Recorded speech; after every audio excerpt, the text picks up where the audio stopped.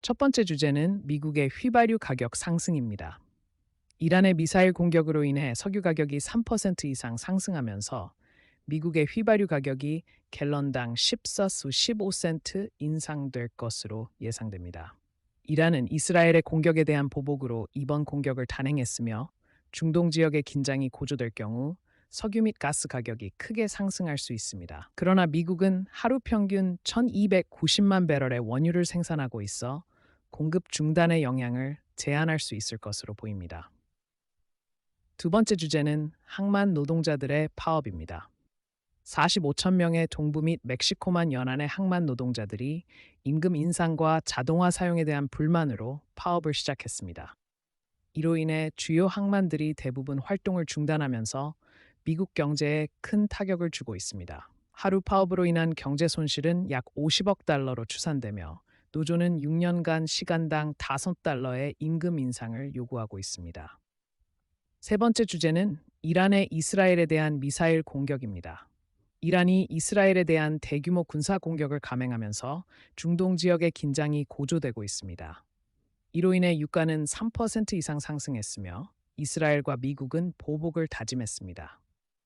오펙 플러스는 생산량을 증가시킬 것으로 예상되지만 지정학적 위험에 대한 우려가 커지고 있습니다.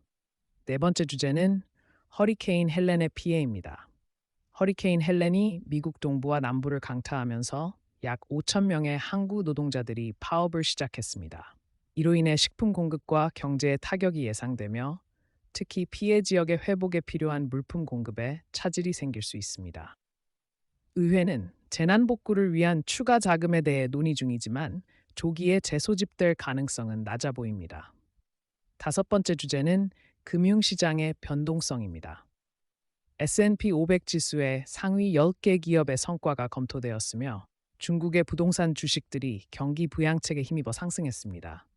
그러나 중동 지역의 긴장과 미국의 실업률 상승으로 인해 시장이 혼란을 겪을 위험이 있다는 경고가 나왔습니다. 항만 노동자들의 대규모 파업도 글로벌 공급망에 혼란을 초래하고 있습니다. 여섯 번째 주제는 마이크로소프트의 대규모 투자입니다. 마이크로소프트는 인공지능 작업을 처리하기 위한 데이터 센터 건설에 1,084억 달러를 지출할 계획입니다. 이러한 투자는 단기적으로 수익성에 부담을 주지만 회사는 이를 장기적 성장에 기여할 것으로 보고 있습니다.